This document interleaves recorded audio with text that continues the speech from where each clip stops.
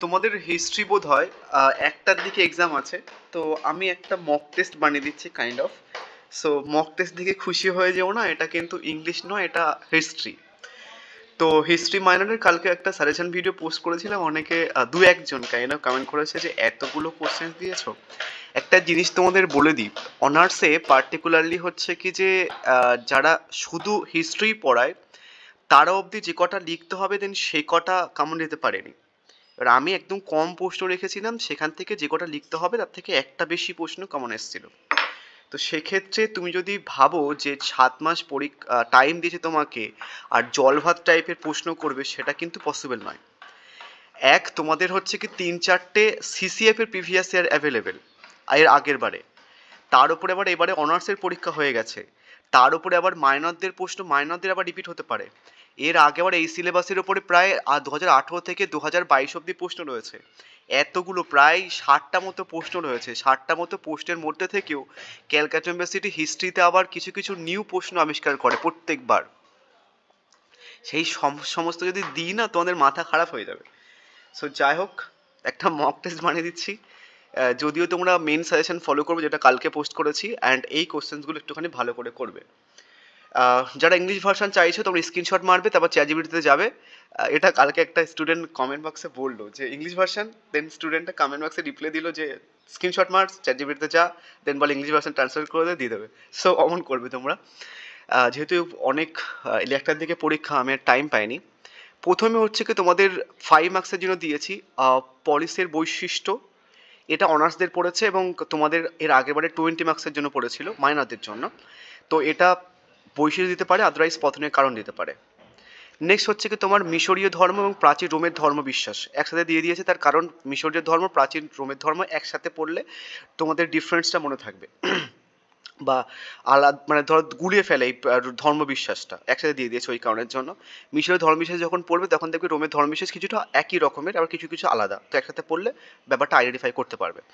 Next হচ্ছে কি তোমাদের এর আগের বারে প্রশ্ন দিয়েছিল থুকিদিসি দিয়েছিল, ঐতিহাসিক হেরোডোটাসের। তো তোমাদের এবার থুকিদিসি দিয়েছিল ঐতিহাসিক হিসেবে। তোমাদের হেরোডোটাস দিলাম। তোমরা সক্রেটিসটাও দেখে রাখতে পারো এর সাথে, ঠিক আছে? ঐতিহাসিক দুটো ঐতিহাসিকটা দেখে রাখতে পারো। নেক্সট হচ্ছে কি তোমাদের সোলনের সংস্কৃতি, এটা মোস্ট ইম্পর্টেন্ট প্রশ্ন। নেক্সট দেখেছি নিম্ন পূর্বাবস্থার যুগের সংক্ষিপ্ত টিকা লেখো, উচ্চ পূর্বাবস্থার যুগ বা মধ্যবস্থার যুগ। এবার তুমি যখন যুগগুলো পড়বে তখন দেখবে যে একই ধরনের, ওই কারণের জন্য আমি একসাথে কম্বাইন করে দিয়েছি। নেক্সট হচ্ছে কি মানব সভ্যতার বিবর্তনে শিকারী খাদ্য সংগ্রাহকদের ওপর টিকা লেখো বা পশুপালক যাযাবর প্রভৃতি, একই প্রশ্ন। নেক্সট প্রাচীন রোমের দাস ব্যবস্থার ওপর একটু নিবন্ধ লেখো। এবার যেটা আমি তোমাদের কালকে বলছিলাম, ক্যালকাটা ইউনিভার্সিটি তোমাদের মাইনরদের প্রশ্ন মাইনরদের আবার দিতে পারে, ঠিক আছে? ওটার পসিবিলিটিস খুবই কম, যেটা আমার মনে হয়, তার কারণ অনার্সদের আগেরবারে প্রশ্ন এবারে দেয়নি, তো তোমাদের দেবে কি না দেবে সেটা বলা মুশকিল, ওই কারণের জন্য কয়েকটা প্রশ্ন একটুখানি বাড়ছে। তাহলে এগুলো 5 মার্কসের জন্য গেল। এবার 10 মার্কসের জন্য দেখো, এগুলো হচ্ছে কি 10 মার্কসের জন্য, ঠিক আছে? 10 into 2 মানে তোমাদের হচ্ছে কি 10 মার্ককে দুটো করতে হয়, 4টে দেয়। প্রথমে দেখো মানব সভ্যতার বিবর্তনে নবপ্রস্তর বিপ্লবের তাৎপর্য আলোচনা করো, বা পশ্চিম এশিয়ার নবপ্রস্তর যুগের সংস্কৃতির বিকাশকে তুমি কিভাবে ব্যাখ্যা করবে, বা নবপ্রস্তর বিপ্লব কি, নবপ্রস্তর যুগের প্রধান বৈশিষ্ট্য। নেক্সট হচ্ছে কি গ্রিক ঐতিহাসিক কি দাস শ্রমিকের উপর গ্রিক সভ্যতা কি দাস শ্রমিকের উপরে নির্ভরশীল ছিল, আলোচনা করো। বা প্রাচীন গ্রিসের সমাজ ও অর্থনীতি দাসপ্রথা কিভাবে একটি স্বাভাবিক বৈশিষ্ট্যে পরিণত হয়েছিল, একই প্রশ্ন। নেক্সট এথেনীয় গণতন্ত্রের উপর নিবন্ধ লেখো। নেক্সট আরেকটা প্রশ্ন দেখো, প্রাচীন মিশরীয় সামাজিক কাঠামো বিশ্লেষণ করো বা প্রাচীন মিশরের স্থাপত্য লেখো, ঠিক আছে? সামাজিক কাঠামো আর স্থাপত্যগুলো একসাথে জাস্ট পড়ে নিয়ে হয়ে যাবে। এবং প্রত্যেক কটা 5 মার্কস আমি একটা প্রশ্ন রেখেছি এক্সট্রা, 10 মার্কসের একটা এক্সট্রা প্রশ্ন রাখছি।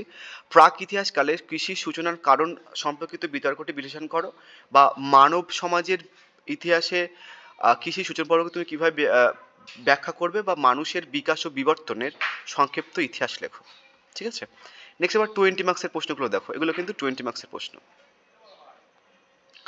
20 into 2 দেয়। নেক্সট হচ্ছে কি যে প্রাক ইতিহাস যুগে হাতিয়ার প্রযুক্তির বিকাশ কিভাবে মানব বিবর্তন প্রক্রিয়াকে ত্বরান্বিত করে, এটা আমি আগের দিন বুঝতে পারিনি, অনার্সদের প্রশ্ন দিয়েছিল, এটা পার্টিকুলারলি ওই লৌহ প্রযুক্তির ব্যাপারটা দিয়েছিল। পশ্চিম এশিয়ার আদি লৌহ যুগের প্রভাব আলোচনা করো, প্রাচীন বিশ্বের লৌহ প্রযুক্তির উদ্ভবের তাৎপর্য আলোচনা করো। প্রাচীন মধ্য এশিয়ার লোহার আগমন কী ধরনের প্রভাব ফেলেছিল, লৌহ প্রযুক্তির আবির্ভাবের তাৎপর্য।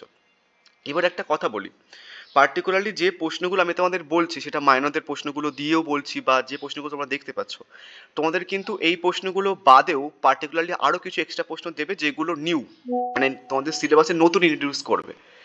তো যে কটা লিখতে হবে সে কটা এই কোশ্চেন যেগুলো দিয়েছি কালকে ভিডিওতে ওখান থেকে কোন পেজে যেগুলো লিখতে হবে। যদি মনে করো যে বেশি প্রশ্ন হয়েছে, স্টার মার্ক করা প্রশ্নগুলো করে যেও, আর আমাকে দোষ দিতে পারবে না, কারণ আমি চাই না ফালতু ফালতু গালাগাল শুনতে। নেক্সট হচ্ছে কি স্পার্টার সংবিধান সম্পর্কে একটি নিবন্ধ লেখো, বা স্পার্টার সমাজ ব্যবস্থা, বা স্পার্টাকাসের বিদ্রোহের উপর টিকা লেখো, বা স্পার্টাকাস সম্পর্কে টিকা লেখো, বা স্পার্টার শ্রেণীবিন্যাস। একই ধরনের, জাস্ট একটাই করে নেবে, হয়ে যাবে। নেক্সট প্রাচীন রোমের ব্যবসা বাণিজ্যের সংক্ষিপ্ত বিবরণ দাও, বা প্রাচীন রোমের কৃষি অর্থনীতির বৈশিষ্ট্য লেখো, বা প্রাচীন রোমের নগরায়ন। এই নগরায়নটা কিন্তু বেশি বেশি ইম্পর্টেন্ট দেন ব্যবসা বাণিজ্য। একসাথে কম্বাইন কোশ্চেন করে নিও, যেখানটায় ব্যবসা বাণিজ্য অর্থনীতি। এবার অর্থনীতি আর ব্যবসা বাণিজ্য কাইন্ড অফ একই কনটেক্সটের, ব্যবসা বাণিজ্য না হলে অর্থনীতি কীভাবে ডেভেলপ হবে, তাই না? তো মানে কৃষিকাজ হতো, দেন সেটা নিয়ে ব্যবসা বাণিজ্য হতো, দেন সেটা দিয়ে অর্থনৈতিক ব্যাপারটা তৈরি হতো এইভাবে, ঠিক আছে? দেন সাথে নগরায়নটা ব্যাপার দেখে নেবে।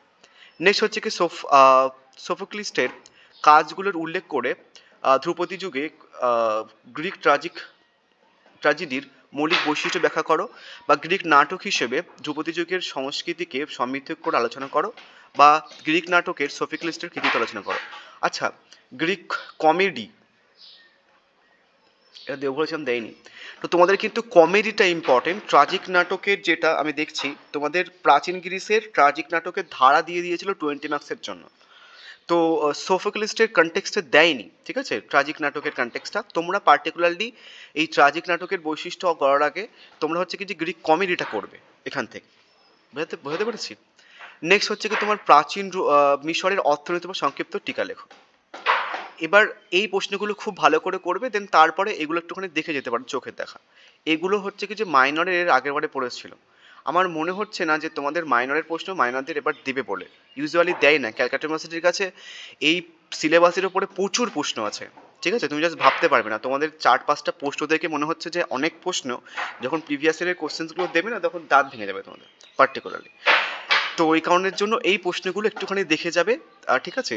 মানে এই কটা প্রশ্ন 5 মার্কসের জন্য, মানে এই 3টে প্রশ্ন 5 মার্কসের জন্য, আর এই প্রশ্ন দুটো হচ্ছে কিছু বড়, মানে মিশর রাষ্ট্র ব্যবস্থার সাধারণ বৈশিষ্ট্য আর পুরাবস্থা যুগের বৈশিষ্ট্য। এই দুটো ভালো করে দেখে যাবে। যদিও মিশর সম্পর্কে যে যে প্রশ্নগুলো আমি দিয়েছি ওটা করলে রাষ্ট্র ব্যবস্থার বৈশিষ্ট্য তোমার হয়ে যাবে, শুধু পুরাবস্থা যুগের বৈশিষ্ট্য তোমাকে একটু দেখতে হবে। আর সোফিসদের দর্শন আর রোমের রাষ্ট্র প্রকৃতি, আবার হচ্ছে কি প্লেটো এবং সক্রেটিসটা বেশি ইম্পর্টেন্ট। এগুলো দেখে যাবে, বাদ বাকি হয়ে যাবে। বোঝা গেছে? আর একবার বলে দিচ্ছি, যে প্রশ্নগুলো আমি তোমাদের দিয়েছি, যে কটা লিখতে হবে সে কটা এখান থেকে কোন পেজে বলে দিলাম, বাট তোমরা কিন্তু আরও নিউ কিছু প্রশ্ন দেখতে পাবে, যে কটা তুমি কোথাও দেখোনি, ইউটিউব চ্যানেলের কোথাও দেখোনি তুমি, সেরকম কিছু প্রশ্ন দেবে। তো যে কটা দিয়েছি করে যাও, আর যদি মনে হয় তাহলে ওই 4.5 ভিডিওর স্টার মার্ক করা প্রশ্নগুলো করে যাও, দেন আমাকে পরে দোষ দেবে না, দেন একটুখানি কমেন্ট করে জানাতে পারো যে বেশি প্রশ্ন হয়ে যাচ্ছে, কম প্রশ্ন হয়ে যাচ্ছে, 7 মাস টাইম ছিল, এতগুলো প্রশ্ন কী করে পড়বো। So thank you so much, ভালো করে পরীক্ষা দিও, বাকিদেরকে বলছি। অ্যান্ড এগুলো একটুখানি ভালো করে দেখে যাওয়ার চেষ্টা করো। দেখো, হিস্ট্রি বানানো যায়, একটুখানি কনটেক্সট বা সেই সিচুয়েশনসটা মনে রাখলে সমস্ত কিছু বানিয়ে লিখে আসতে পারবে, কোনো সমস্যা হবে না। সো থ্যাংক ইউ, ভালো করে পরীক্ষা দিও সবাই।